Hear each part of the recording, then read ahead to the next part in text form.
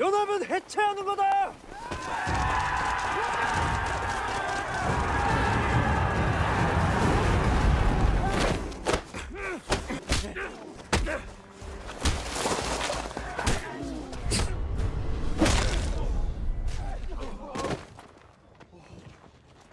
After a string of traumatic incidents involving his closest friends, Yeon Se-eun was left deeply scarred. The weight of what he had experienced didn't fade. It followed him into every restless night. His sleep was shattered by constant nightmares, and the mental strain grew so severe that he was forced to see a psychologist. But even there, he said nothing. He rejected the medication and kept the pain locked inside. 수면제는 잘 들어요. 어머니께는 그렇게 말씀드릴게요. Meanwhile, his transfer to Eunjang High wasn't a choice. It was a consequence. Se-eun had caused too much chaos at his former school. At Eunjang, his name was already known.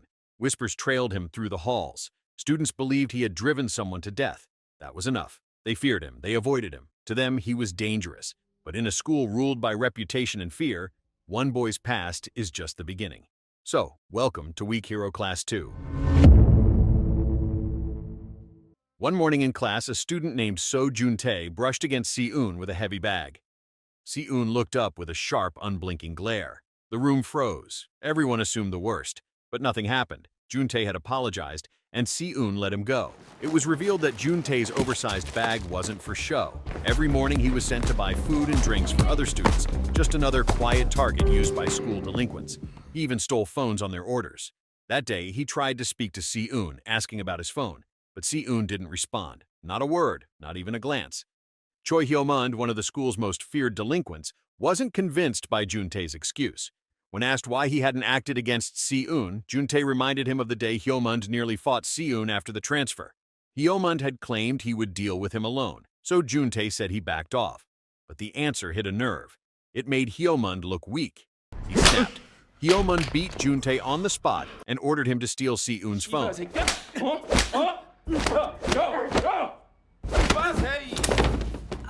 Jun-tae obeyed. He waited for the right moment, took the phone, and pretended he had nothing to do with it. Surprisingly, Se-eun knew the truth. He saw through the lie but didn't say a word. Later, driven by guilt, Jun-tae offered money for a replacement. Se-eun didn't even flinch. He told him the truth. Jun-tae wasn't trying to make things right. He was trying to feel better about himself. In the end, he called him a coward and walked away. That night, sleep never came. Se-eun went to the hospital to see his best friend Suho, still trapped in a coma. The guilt was crushing. Every day, Se-eun waited for him to wake up, but the silence never broke, and the blame never left.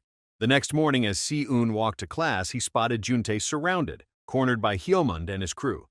The scene stirred a memory. An old friend, once bullied just like this. For a second, Se-eun pictured stepping in, fighting back with nothing but a pencil. But that moment never came. He didn't move. He just watched, expressionless, detached. When Hyo-mund noticed him, he shouted to stay out of it. Se-eun didn't blink. Calmly, he told them to move as they were in his way. That was all it took. Hyo-mund backed off, told his crew to stay clear of Se-eun. No one expected that. At lunch, Jun-tae approached Se-eun with bread and milk. At that moment, he confessed. He had stolen the phone and handed it over to Hyo-mund. Then came the plea, not for forgiveness, but for strength. He wanted to stop being weak. Unfortunately, Se-eun gave no comfort. Just a simple fact. Every action has a reaction, nothing more. 뉴턴 제3법칙 알아? 작용이 없으면 반작용도 없는 거야. That evening on his walk home, Se-eun came across a tense scene. A few Eunjang students were being shaken down by thugs demanding money. Just as things escalated, Hyo-mund showed up. He said he had business with the gang's leader. Hyo-mund was allowed through and led to a back room where the gang's leader, Gom Song-jae, sat playing a video game. Hyo-mund explained he needed more time to gather the stolen smartphones. Surprisingly, Song-jae agreed he would wait one more week. But the room wasn't silent. Two others made a careless remark about Song-jae. That was all it took. Song-jae exploded. He stood up and beat one of them without hesitation, leaving no doubt disrespect would not be tolerated. The next day, Jun-tae arrived early at school. Se-eun's words had struck something in him. He broke into the storage locker and returned every stolen phone to its owner. When Hyo-mund found out, he burst into the classroom, filled with rage. Juntae stood his ground ready for the fallout, but the beating came fast, brutal, public, one-sided. 나이 씨발놈아!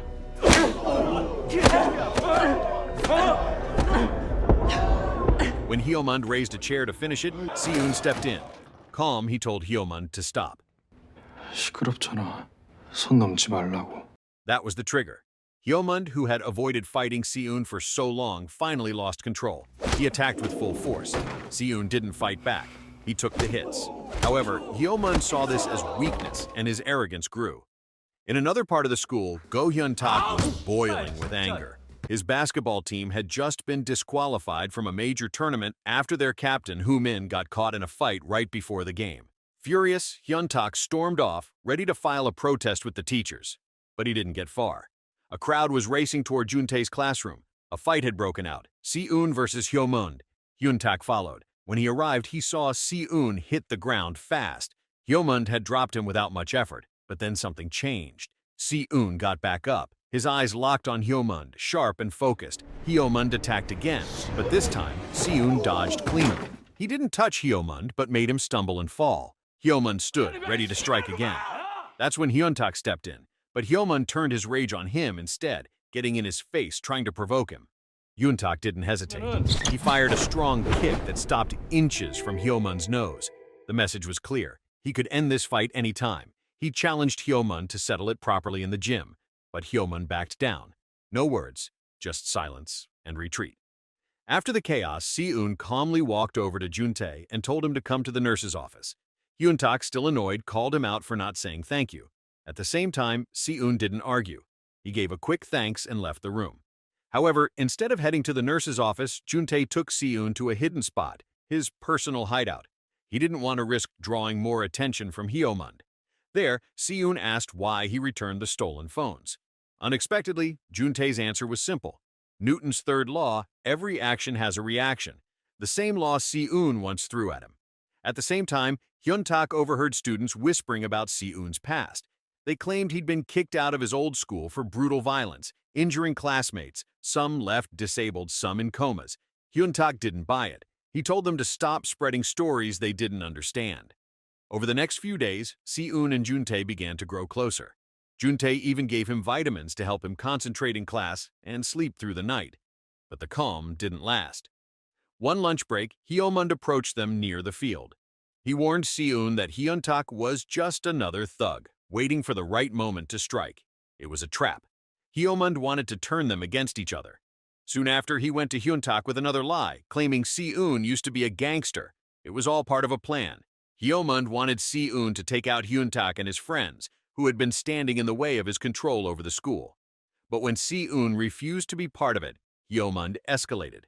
He sent his men to kidnap Juntae while he broke into the basketball clubroom. When Juntae didn't return after the break, Seun reported it to the teacher, but got nothing in return. No concern, no action, just dismissal. Seun tried calling, but Juntae's phone was off. Something was wrong. Then Hyomund appeared. He claimed Hyun-tak and his crew had taken Juntae into the basketball clubroom. It was a lie, part of a bigger setup. Seconds later, Hyomund sent another student to provoke Hyun-tak, carefully chosen words meant to trigger a fight. Surprisingly, it worked. Hyun-tak lost control and charged toward the clubroom, thinking Seun was behind it. The two finally crossed paths in a tunnel. However, Seun saw through the trap. He told Hyun-tak he wouldn't fight back. He would take the hits. But that only made Hyun-tak angrier. He brought up Seun's past, his violent history, the rumors. That was the breaking point. Seun snapped. He struck first. During the fight, Hyun-tak held the upper hand with precise martial arts moves. But Seun refused to go down. He pushed through and, using a pencil, injured Hyun-tak's arm. Just then, Hyomund arrived with his gang. They came armed, bats in hand, numbers on their side. The ambush hit fast. Seun and Hyun-tak, both worn down and outnumbered, were quickly overwhelmed. Soon Hyomund landed a solid hit and sent Seun crashing to the ground. Confident and smug, he believed the fight was over. But before he could enjoy his win, a red-haired student stepped into the chaos. It was Park Hoo-min, the basketball team captain and Hyun-tak's close friend. 아, 지랄야. 무슨 머리에 마라탕 발랐냐? 나 좀 감길 것 같지 않냐? The moment Hyomund saw him, his confidence vanished. He tried to cover it up, calling the fight a misunderstanding. Hoomin didn't listen. Without a word, he hurled a basketball straight at Hyomund, knocking him back.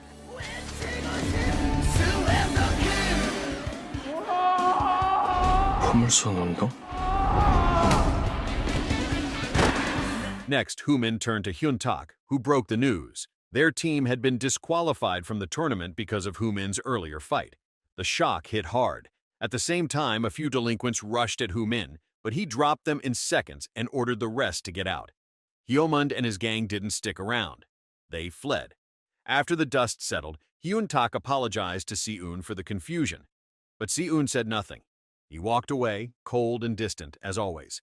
Later, at the bus stop, Si-eun replayed Hyuntak's words in his head, how he was just pretending to be good after destroying lives.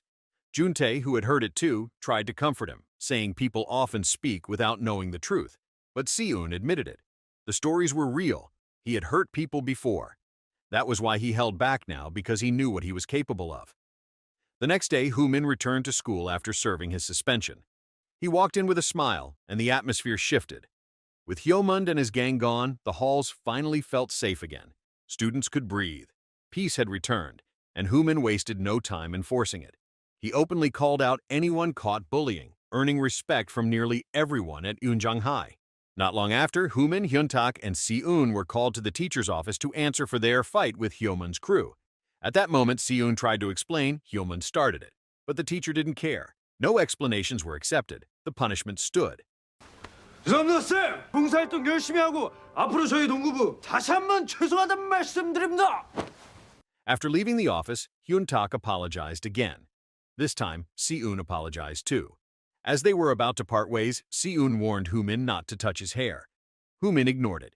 He ruffled Si-eun's hair anyway and walked off, clearly amused. Hoomin's behavior was often odd, but Jun-tae assured Si-eun it wasn't meant to annoy. At Eunjang High, Hoomin was more than just a student. He was their protector. He stood up to anyone who crossed the line. No bully lasted long with him around. Moments later, Jun-tae laid out the bigger problem. A dangerous union was forming. Several nearby schools had banded together, acting more like gangs than students. At the top were Na Baek-jin from Yoil High, Geum Song-jae from Ganghak High, and Do Song-mak and Baek Dong-ha from Yeon-sung High. Together, they led a growing network that operated like a full-blown syndicate. It was revealed that Hyomund's mission to collect stolen smartphones wasn't random. It was part of his plan to join the union. But Hoomin, the recognized leader of Eunjang High, had rejected their offer without hesitation. That decision set Eunjang apart. It became the only school in the region refusing to fall in line. The cost was high. Eunjang students became targets. Knowing this, Hoomin didn't stand by. He struck back. One by one, he beat down members of the union, making his message clear. Eunjang would not be pushed around. He knew there would be consequences. He didn't care. His priority was protecting his classmates and keeping order in his school. That night, Hyomund paid the price. Beaten by union members for failing to deliver the goods, he begged Na Baek-jin for more time. Baek-jin refused. Cold and direct, he had Hyomund thrown out. Then he made the next move. He called Song-jae and ordered him to deal with Hoomin and take over Eunjang High. That weekend, as part of their punishment for the fight, Si-eun and the others were sent to volunteer at the Seoul History Museum. During lunch, Hoomin and Hyuntak joked around until Hoomin accidentally launched his chopsticks onto Si-eun's sweater. 내가 진짜 존나 미안한... He apologized right away, but Si-eun stayed silent and walked off to clean the mess. While wiping the stain near the restroom, Si-eun was suddenly approached by Geum Song-jae. Song-jae already knew he was from Eunjang. Without warning, he threw a punch, but Si-eun dodged every hit with ease. Song-jae stopped, mildly impressed. He told Si-eun this wasn't the real fight, just an introduction. He'd be back for more. Not long after, Song-jae found Hoomin and gave him a message. Make peace with Baek-jin and join the union. Hoomin refused. He made it clear he wouldn't bow to Baek-jin or any union built on fear. To him, they weren't students. They were criminals hiding behind school uniforms. Meanwhile, Baek-jin stood on stage, accepting an award for top academic performance at Yoil High. Despite being a key figure in the union, he was also a math prodigy with a spotless school record, a leader in both brains and strategy. Days later, Baek-jin received news Hyomund had finally gathered the smartphones and wanted a face-to-face meeting. Baek-jin agreed. He showed up alone at an abandoned building, unaware that Hyomund and his crew were waiting to ambush him. They believed Baek Jin had no real strength, that he had always relied on Song-jae to fight for him. They were ready to strike. Confident in their trap, Hyomund and his crew moved in to take Baek Jin down. But their plan failed instantly. Baek Jin, known for his academic record, revealed another side. He was also a skilled fighter. Outnumbered but unfazed, he dismantled the ambush with precision and left every attacker on the ground. That night at dinner, Hyun-tak shared what had been happening at school, how Hyomund had used fear to control others, and how Jun-tae finally pushed back by returning the stolen phones. Jun-tae admitted it was Si-eun who gave him the courage to act. He also revealed that Si-eun had shielded him from the beatings. For the first time, Hoo-min and Hyun-tak began to question the stories about Si-eun. Maybe he wasn't the monster everyone thought he was. Later, on his way to visit Suho at the hospital, Si-eun got a call from Hoo-min. The question was strange. He asked if Si-eun had made it home safely. Before Si-eun could respond, Hoo-min changed the topic and hung up without explaining. As always, Si-eun arrived at Suho's bedside and sent him a message, silent words to a friend who couldn't reply. Meanwhile, Song-jae had been watching from the shadows. He learned the truth. Suho's coma was the result of a fight with Si-eun. Using this knowledge, Song-jae reached out. He told Si-eun that Baek Jin wanted to meet. The invitation was clear. A confrontation was coming. At the Union headquarters, Si-eun delivered a cold warning to Baek Jin. If anyone touched Suho, he wouldn't hold back. He'd take them out without hesitation. He made it clear. He didn't care about Hoo-min, their conflict, or the Union. It wasn't his fight. While Baek Jin worked through a math problem, Si-eun casually gave him a shortcut, a formula that solved it. Baek Jin was caught off guard. Even if just for a second, he was impressed. Then came Baek Jin's warning. Stay away from Hoo-min, and in return Suho would be left alone. Si-eun didn't hesitate. He agreed, but made one demand: Baek Jin had to keep his word. Soon after, Song-jae pulled Baek Jin aside.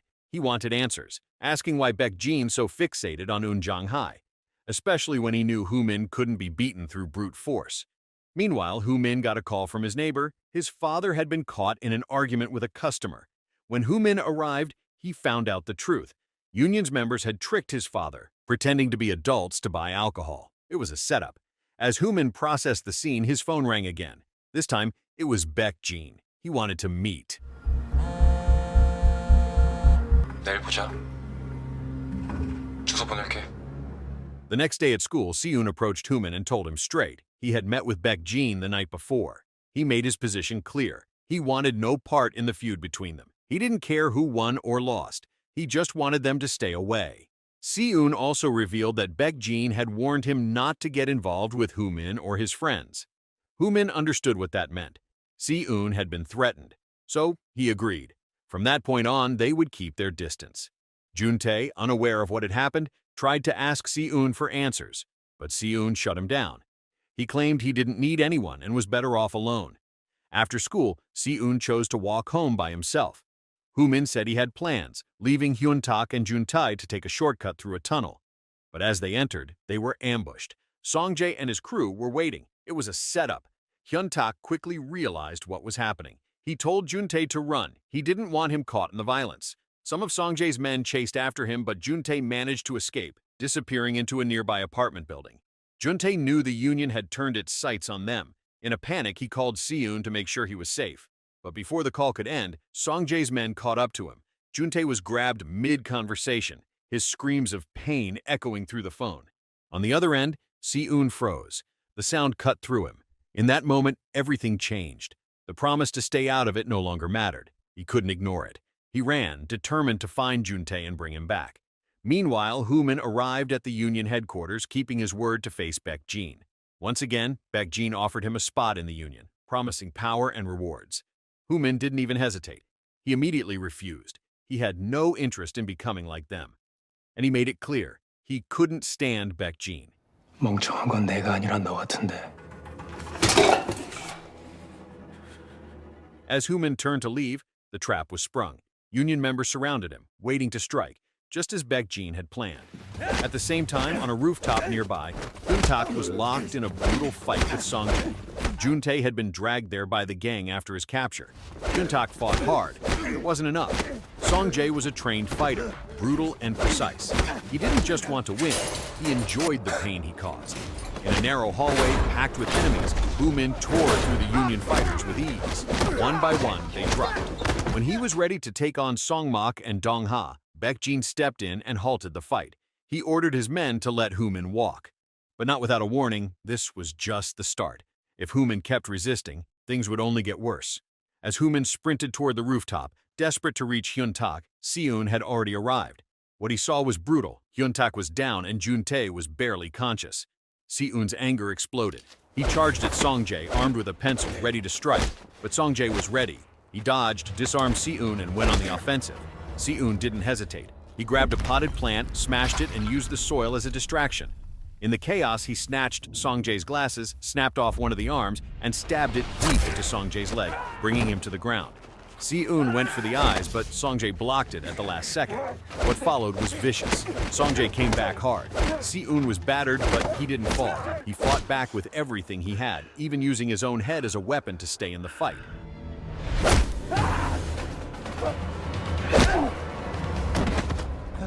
He refused to lose. The fight ended with no winner. Si-eun and Song-jae collapsed, battered and drained, neither able to move.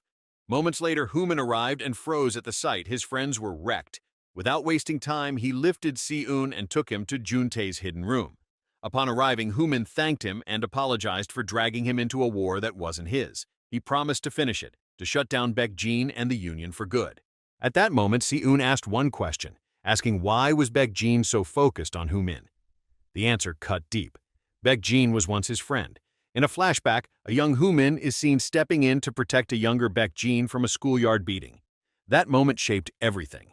Years later, Baek-jin still wanted to see Hoo-min break, just once. And when Hoo-min called him later that night to admit defeat, Baek-jin finally got what he wanted. Meanwhile, Baek-jin picked up Song-jae from the police station and brought him to one of their hideouts.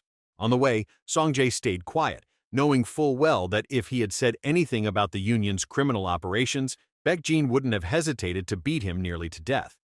Song-jae made it clear he had only confessed to shaking down students. He needed time to recover and asked not to be contacted until then. The next day, as Baek-jin walked home from school, two unknown men stopped him. Their boss wanted a meeting. Baek-jin declined. One of them lunged at him. Calm and sharp, Baek-jin blocked the strike and fought back. When both thugs jumped him, he didn't back down. He crushed them in seconds.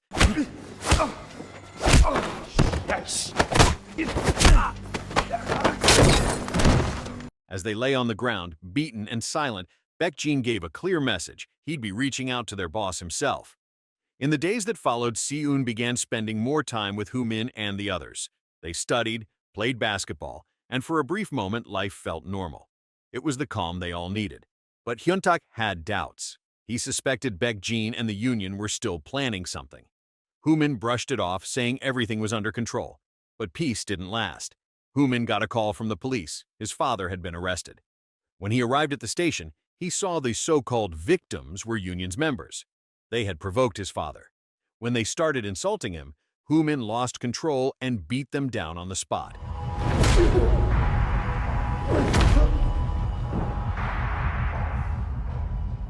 That same evening, Baek-jin walked into the Union headquarters and found something unexpected. Outside gang members were already there.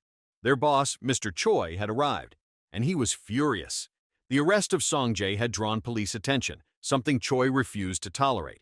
He gave Baek-jin a clear warning: fix it fast or face the consequences. Later that night, Si-eun returned home only to be confronted by his mother. She was angry. He'd skipped tutoring and stayed out late again. But beneath the anger was fear. She told him she was sending him abroad. She was scared he'd get dragged into violence again. Si-eun tried to argue, but he knew she was right to be afraid. He couldn't risk her safety, not with Baek-jin still out there. On the other hand, Hoo-min clashed with his father in a brutal argument. Mr. Park was furious that his son had gotten into another fight, this time near the police station. He told Hoo-min to quit school and start working if violence was all he cared about. He was done supporting a son who brought nothing but problems. Furious, Hoo-min stormed out, blaming his father for everything wrong in their lives. 이 새끼가 아우 씨발 진짜! 씨발 내가 지금 누구 때문에 이러는데. On the way back, Hoo-min got a call from Baek-jin. The order was clear: attack the leader of Eunjang High and force the school to join the Union. Hoo-min didn't want to do it, but he was backed into a corner. Baek-jin had made it clear there would be consequences if he refused. With one heavy blow to the gut, Hoo-min took the leader down, scaring everyone around him.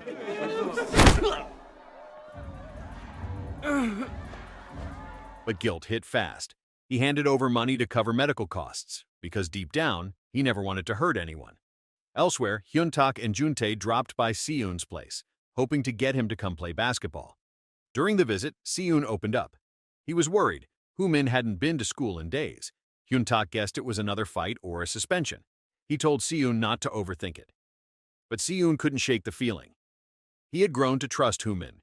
He called him. Hoo-min answered, saying he was busy and not to worry. But Si-eun knew something wasn't right. Soon after, Si-eun was at the airport, preparing to leave for Singapore. His mother sat beside him, promising to join him once her work was done. Just then, his phone rang. It was Jun-tae. Hoo-min and Hyun-tak had finally uncovered the full truth about Suho's condition. At that moment, Jun-tae told him plainly it was never his fault, and he was sure Suho would never blame him. Si-eun broke down. For the first time, someone had told him it wasn't his fault. Suho was still unconscious in the hospital, but now for once, Si-eun wasn't carrying the blame. He turned to his mother and made a decision. He wasn't leaving. He had finally found people who accepted him for who he was. He couldn't walk away from that. Si-eun stayed at Eunjang High. Hyun-tak and Jun-tae were thrilled. But their joy was incomplete. Hoo-min wasn't with them. He had joined the union. Si-eun believed it wasn't out of loyalty to Baek-jin. It was guilt. Hoo-min blamed himself for everything and thought this was the only way to protect the others. Meanwhile, Hoo-min had become unrecognizable. He was no longer the bright, easygoing leader. Now he fought like a machine, cold, aggressive, and unstoppable. Under the union's orders, he beat rival students without mercy. His violence was so extreme that even union members had to pull him back before things went too far. For his actions, Baek-jin gave him cash, claiming it was for his father. Hoo-min took it, silent and defeated, then walked away. On the way home, a memory came back. A younger Hoo-min stepping in to stop Baek-jin from beating a boy senseless. Back then, Baek-jin had said he was only doing what Hoo-man had taught him, to fight back and never be weak again. The next day, Si-eun and the others went to Hoo-min's house, hoping to find him. But his father, Mr. Park, told them he had left days ago. To him, Hoo-min was just a troublemaker, nothing more than a kid who caused problems and got into fights. 덜 처맞고 자라서 그래, 어? 그 새끼 보면은. Si-eun pushed back, saying Hoo-min wasn't like that. He was someone who stood up for his friends, someone who cared. But his words hit a nerve. Mr. Park, angry and unwilling to listen, threw them out of the house. Later, Hyun-tak revealed the truth about the past. Hoo-min and Baek-jin had once been close. Hoo-min had always been there for Baek-jin, who was often bullied. He even taught Baek-jin how to fight so he could defend himself. But over time, Baek-jin changed. No one knew why or when, but he went from victim to leader, forming the union, building an illegal network using students as tools. Hearing this, Si-eun remembered something Hoo-min once said. He would never teach anyone to fight again. 쌈질 같은 거 누구한테나 알려주지 않는다. It suddenly made sense. Maybe Hoo-min blamed himself for what Baek-jin had become. With no way to reach Hoo-min, they turned to someone who might know, Hyo-mund. Once part of the union, Hyo-mund pointed them to two places, a bowling alley run by Baek-jin or Daesung Bike. He explained that Daesung Bike was a front used to clean money from the union's criminal operations. Behind the scenes, it was part of a larger ring controlled by Mr. Choi. Their specialty, stealing motorcycles, rebuilding them from the frame up, and selling them illegally. To stay hidden, the union only accepted cash or payments through fake accounts controlled by Baek-jin. The system was tight, and the police seemed to look the other way. Not once had the operation been shut down. It was fast money with low risk, which made Baek-jin's network even more attractive. Many students were eager to join. Hyo-mund, still bitter from being used and discarded, offered to help take Baek-jin down. But Si-eun turned him down. He didn't want Hyo-mund involved. Soon after, Hyun-tak proposed a bold move, kidnap a union member and force him to reveal the location of Daesung Bike. However, Si-eun shut it down immediately. He warned them not to act without thinking. This wasn't the time for reckless plans. He had something else in mind, and he told them to trust him. At the same time, Hoo-min was home when he got another message from Baek-jin. This time, the order was clear: steal a motorcycle. Baek-jin made the threat simple: follow orders, or the people Hoo-min cared about would get hurt. Cornered and out of options, Hoo-min gave in. Elsewhere, Si-eun had quietly found out where Baek-jin was hiding. Without telling anyone, he went alone to confront him. Meanwhile, Hyun-tak and Jun-tae kept tracking Daesung's bike. Their search led them to a warehouse labeled Daesung Corporation. What they found inside was clear proof of the truth: rows of stolen motorcycles and stacks of documents tying Baekjin and the union directly to the crimes. They had uncovered everything. While Hyun-tak and Jun-tae were working to break into the storage room, Si-eun finally came face to face with Baekjin at the bowling alley. Without wasting time, he demanded answers, questioning why a top student like Baekjin built a criminal empire just to chase money and control. Si-eun believed it went deeper. He suspected Baekjin's obsession with Hoo-min came from the fact that Hoo-min was the only person Baekjin ever truly trusted. In response, Baekjin played his next move. He showed CCTV footage, Hyun-tak and Jun-tae inside Daesung Corporation. He had already sent union members to intercept them. If Si-eun wanted to save them, he'd have to go through Baekjin first. Si-eun didn't hesitate. He went on the attack with a pencil, but Baekjin was faster. He disarmed him in seconds. Before the fight escalated, Hoo-min suddenly arrived and pulled Si-eun out of the building. On the way out, Si-eun quickly told Hoo-min that Hyun-tak and Jun-tae were trapped inside the warehouse. Hoo-min didn't hesitate. He told Si-eun to go help them. He would stay behind and face Baekjin alone. Shortly after, Hoo-min stood firm and told Baekjin the truth. He hadn't stolen the motorcycle, and he was done.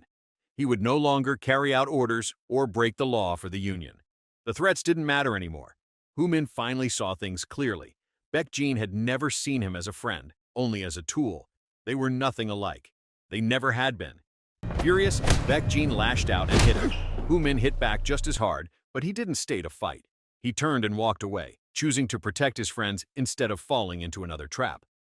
Meanwhile, at the warehouse, Jun-tae and Hyun-tak uncovered evidence, records of stolen motorcycles being sold, clear proof of the union's crimes. But just as they were about to leave, union members showed up and blocked the exit. 새끼들, 잘 놀았어? A fight broke out. Hyun-tak fought to hold the attackers back and shield Jun-tae. But it wasn't long before Song-mak and Dong-ha stepped in. They were the union's toughest fighters. Still, Hyun-tak refused to back down. And when Jun-tae jumped in and landed a hit that dropped one of them, the tide shifted. Together, they fought their way out and escaped. At that same moment, Si-eun's phone rang. It was the hospital. Suho's condition had worsened. No family could be reached, so they called the only one who had ever stayed close. They asked Si-eun to come right away. Shocked and overwhelmed, he stepped into the street in a daze and was hit by a truck.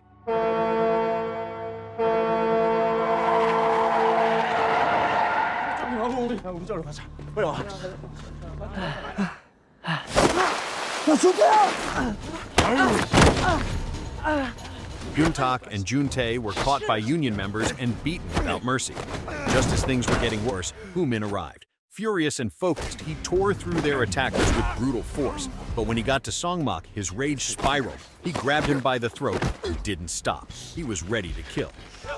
Hyun-tak tried to pull him back, but it wasn't until Jun-tae shouted that Si-eun had been in an accident that Hoo-min snapped out of it.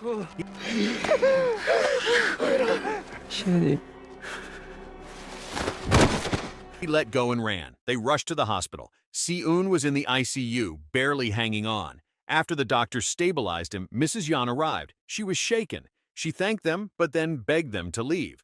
With tears in her eyes, she asked them to stay away from her son for good. At the same time, Baekjin exploded with anger. One of the motorcycle sale records had disappeared. He demanded his men find it, fast. The next morning, Hoo-min came home to a quiet surprise. His father had made breakfast. For the first time in a long while, there was warmth. Mr. Park asked Hoo-min to return the money Baekjin gave him. He didn't want to fix anything with dirty cash. He also mentioned that Hoo-min's friends had been looking for him. They still cared. Mr. Park told him not to push them away. Hearing that, Hoo-min broke down. He admitted the truth. One of his friends got hurt because of him.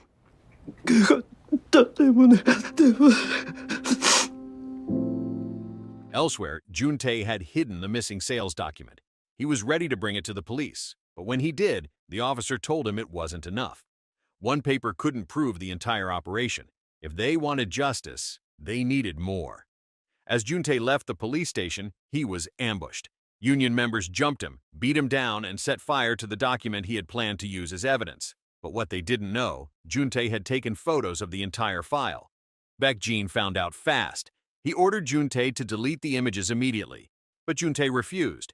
He said he'd only erase them if Baekjin promised to back off and leave them alone. Baekjin didn't flinch. He told Juntae he was worthless and better off dead. He had no interest in making deals with someone weak. The beating got worse. Then, out of nowhere, Songjae showed up. He told Juntae to just obey Baekjin for his own safety. Still, Juntae didn't back down. He refused again. That moment seemed to change something. Songjae, impressed by his courage, turned on the union members and took them down himself, defending Juntae from the rest. Minutes later, Hoo-min and Hyun-tak arrived. They found the attackers already beaten and Songjae standing over them. Hyun-tak rushed in to carry the badly injured Juntae. Hoo-min looked Songjae in the eye and thanked him, this time with real respect, for saving his friend. Back at the Union headquarters, Baekjin got hit with more bad news. His men had been wiped out, this time by thugs working for Mr. Choi. At the same time, Mr. Choi was furious. The police were still watching him, and he blamed Baekjin for not shutting things down like he was told. His warning was clear: fix it fast or prepare for consequence. 장이 이기면 그건 내 자이지! The next day, Hoo-min marched into Yoil High and challenged Baekjin directly. He declared that Eunjang High would no longer stand by. If they won the fight, Baekjin would have to shut down the union. No more deals, no more threats. Moments later, Hoo-min began rallying students to his side, building a team ready to fight. Hyun-tak took it further, using the school's loudspeaker to make the announcement public. The whole school heard it. This was real. Baekjin didn't back down. He accepted the challenge and started gathering every union member for one final showdown. That night, Hoo-min went to visit Si-eun in the hospital. The nurse told him Si-eun was just sleeping, finally getting rest after battling insomnia for so long. But inside his mind, Si-eun was trapped. In that deep place, he met Bom-suk, an old friend who didn't want him to leave. Bom-suk clung to him, asking if his new friends really mattered more. Si-eun paused, uncertain. Then, without a word, he pulled his arm free and walked away. Back in the real world, Si-eun opened his eyes. The first thing he did was ask about Suho. He remembered Suho had been in critical condition. Hoo-min told him calmly that Suho was stable now, and there was no need to worry. But Si-eun needed to see him. At Suho's side, Si-eun apologized for forgetting everything Suho had taught him about friendship and finding joy in the small things. He made a promise to live by those lessons, with the friends he now had at Eunjang High. Later, he reunited with Hoo-min, Hyun-tak, and Juntae.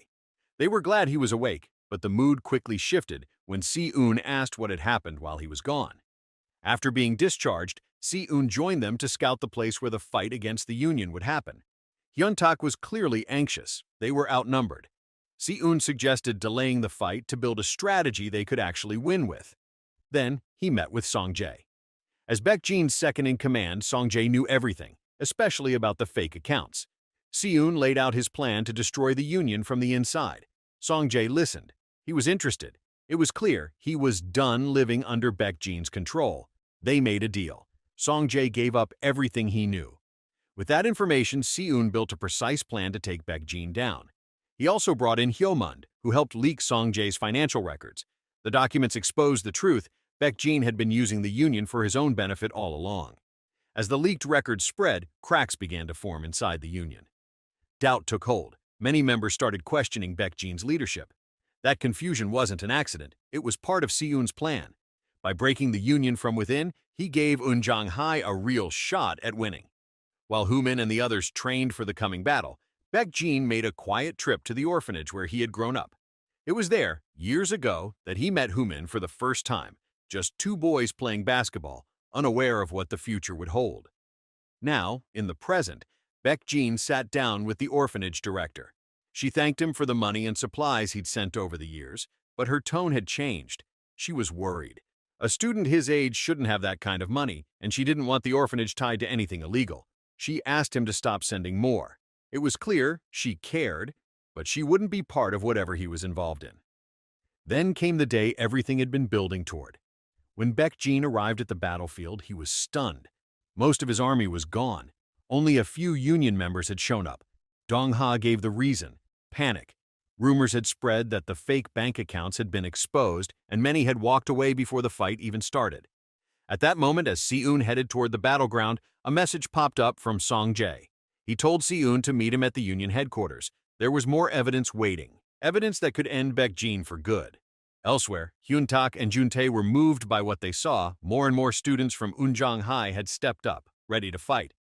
Even Hyomund and his crew had returned. It was a clear sign. They weren't going to back down. As Eunjang prepared for battle, Si-eun went in a different direction. He headed to meet Song-jae. But it was a trap. Song-jae admitted it. He didn't care about doing what was right. He felt nothing unless he was hurting someone. 난 그냥 이렇게 재밌는 게 좋은 건데 내가 막 착한 새끼가 된 것 같아가지고. Back at the battlefield, Jun-tae informed Hoo-min that Si-eun had gone to the bowling alley for something urgent. With Hoo-min and Hyun-tak needed to lead the others, Jun-tae volunteered to go after him alone. He promised to do whatever it took. At the bowling alley, Si-eun was already fighting Song-jae's massive enforcer. The man was too strong, and Si-eun quickly found himself outmatched. But he didn't back down. He fought with everything he had until Jun-tae arrived. Together, they took the brute down.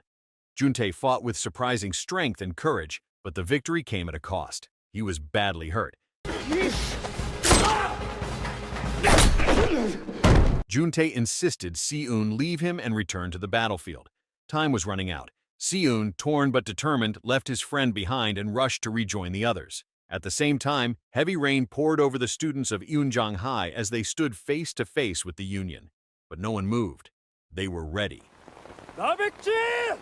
오늘 발리면 연합은 해체하는 거다!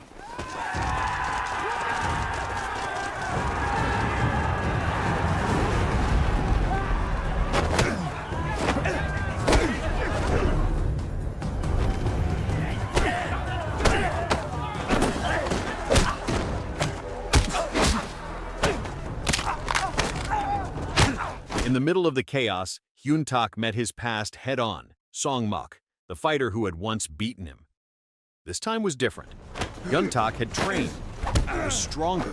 Blow after blow landed until he finally dropped Song-mok with a clean, powerful taekwondo strike. This time, he didn't lose. Meanwhile, Hoo-min and Baekjin clashed in a brutal one-on-one fight. They were evenly matched, trading blows with precision and power. Neither could take control. But as the fight dragged on, Hoo-min started to slow. His strength faded, and Baekjin saw his chance. He launched a savage series of attacks, knocking Hoo-min unconscious. With their leader down, the Union members exploded in celebration. Baekjin was declared the winner. He challenged anyone who disagreed to step forward, but the crowd stayed silent. Then, without hesitation, Si-eun stepped out from the crowd. He wasn't backing down. Baekjin struck first, unleashing a fast and brutal barrage. Si-eun took the hits, then countered. He focused on Baekjin's legs, using speed and precision to cut him down, even as his body took a beating. At one point, Baekjin slammed him to the ground. But Si-eun got up. Bloodied and exhausted, he kept fighting. Pushed to the edge, Si-eun found his moment and landed a crushing blow. He followed it with a relentless wave of punches, putting Baekjin on the defensive. But Baekjin wasn't done. Furious at the idea of losing to someone he considered weak, he struck back with everything he had and overpowered Si-eun in the end. Baekjin stood over Si-eun, mocking him for ever thinking he could win. But Si-eun, barely conscious, revealed the truth. He had been aiming at Baekjin's joints and weak spots the entire time. Every move had been part of a plan he and Hoo-min had created together. Right then, Hoo-min, now back on his feet, returned to the fight. Without hesitation, he delivered a powerful final blow that brought Baekjin down for good. Hoo-min looked at his old friend and apologized, but made it clear that Baekjin owed him an apology too. With Baekjin defeated, Hoo-min declared the battle over. Eunjang High had won. Moments later, Jun-tae rejoined them, limping from his injuries but alive and standing. In the months that followed, life returned to normal. Si-eun and his friends advanced to their final year, focused on school and peace. The Union was gone. And Baekjin, he disappeared without a trace. One afternoon, while sitting near the schoolyard, Si-eun's phone rang. It was the hospital. He and his friends rushed over. Suho had finally woken up. After all the waiting, he was awake and recovering. Si-eun was flooded with emotion seeing his best friend conscious again. Suho, smiling weakly, asked how he was and said he was glad Si-eun had made it through. The story closes with a quiet moment at the bowling alley. Song-jae arrived and was approached by Mr. Choi, who offered him a role, take Baekjin's place and lead the gang. Song-jae took the business card and asked where Baekjin was. Mr. Choi gave a short answer. He didn't know. Soon after, the truth was revealed. Baekjin had died. The final scene showed his funeral, with Hu Min and the others standing silently paying their respects. The war was over, but the weight of it remained. So, the moral of the story is, never underestimate a quiet kid with insomnia and unresolved trauma. He might just dismantle an entire syndicate crime empire. Eunjang,